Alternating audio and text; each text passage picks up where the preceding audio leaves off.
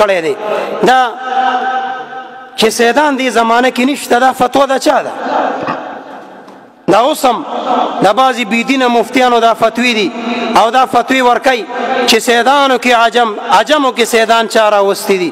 خلکو ته په ذهن کې غلطي اچوي. یاد ساتئ سیدان د رحمت للعالمین اولاد دی. مبارک په دوی خوشحالیږي. چا چې سید ازاری کړی دی هغه دنیا و آخرت کې رسوا دی. چا چې د سیدانو قدر کړی دی الله ولا دنیا و آخرت ښایسته کړی دی.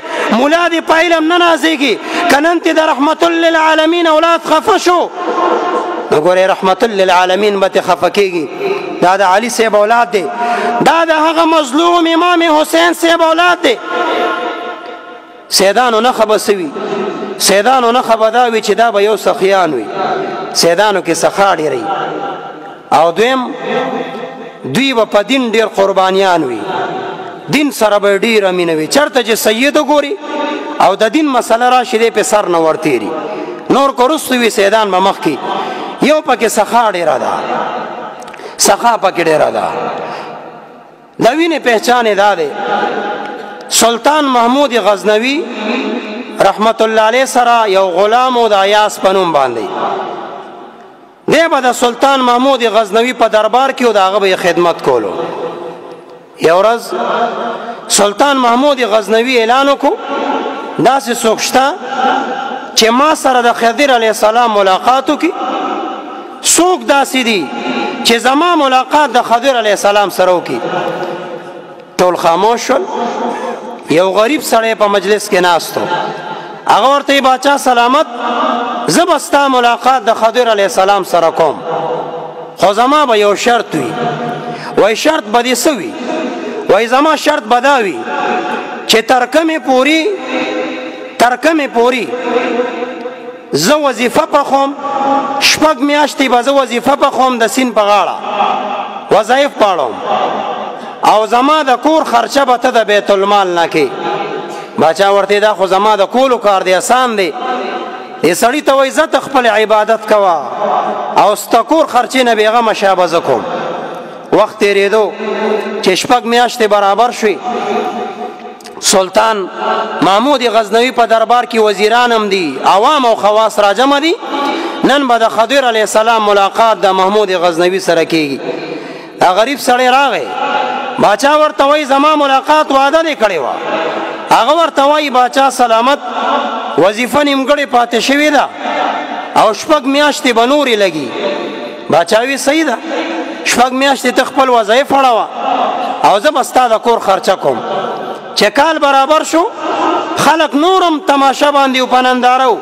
نن به د خضر علیه السلام سره د محمود غزنوي رحمت الله علیه ملاقات وي. خاص او عوام راجمع دي. د غریب سړي ته وایي خضر علیه السلام سره مې ملاقات وکړه. دی ورته وایي باچا سلامت د سر امان غواړم خو ما تا ته دروغ ویلي و. زه چېرته او خضر علیه السلام چېرته؟ زه غریب سړی یم د کور خرچه مې نه شوه برابرولی. ما وی راځه ته خپل ذکرونه اړوه منځونه کوه او باچا د دربار نه به ستا کور دپاره کال خرچه ځي. ما ته د ځان امان راکه. باچا غوسه کېږي.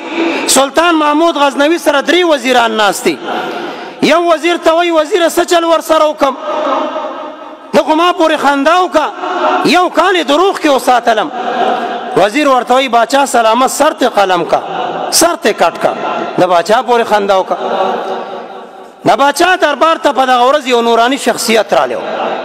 باچا سره په ښي طرف په کرسۍ باندې ناست و. چې دا وزیر ورته وایي سر ته قلم کا نو دا نوراني شخصیت وایي ټیکې ووایي. دی بل وزیر ته وایي وزیره څه چل ورسره وکړم؟ سلطان محمود غزنوي ته دا وزیر وایي باچا سلامت سر ته کټ کا او سپو ته یې واچوه. نو دا نوراني شخصیت وایي ټیکې ووایي. ورسره یاز ناست دی. دا د سلطان محمود غزنوي خاص خادم ورته وایي یازه ته مشوره راکړه ته ولې چپې؟ وایي څه چل ورسره وکړم؟ هغه ورته وایي باچا سلامت تا چې یو کال د بیت المال نه د دې غریب سړي خرچه وکړه ستا بیت المال کې د رزق او د پیسو کمی راغی؟ وایي نه دی راغلی. وای باچا سلامت یو کال چې د تا ته دروغ وي ستا په عزت کې څه کمی راغی وای نه دی راغلی ایاز ورته وای باچا سے معافی کا ستا شان سره معافی خای نورانی شخصیت وی ټکی وي محمود غزنوی دا وزیران پځې پریدي دا مجرم پځې پریدي د نورانی شخصیت ته وای عجب ده یو وزیر وای چې سر ته قلم کاته وی ټکی وي بل وزیر وای چې سپوته واچواته وی ټکی وي او دا بل وای چې موافقه ته وی ټکی وي دا څه مسله ده نورانی شخصیت ورته وای باچا سلامت ګناه ستا ده وای دا څنګه چې تا سره ناسته او دوی چې سر ته قلم کا وای دا د پلار قصاب دی او دا قصاب خوشبه ورس چړی او ټوکا سره کاری وای دا خو کار سټ کټ کول سره وی نو چې دا څه کس وزیر جوړه خدا سے مشورې بدر کوي وای دی بل چې درته وی چې سر ته کټ کس پوته واچوا وای دا د پلار پنیکا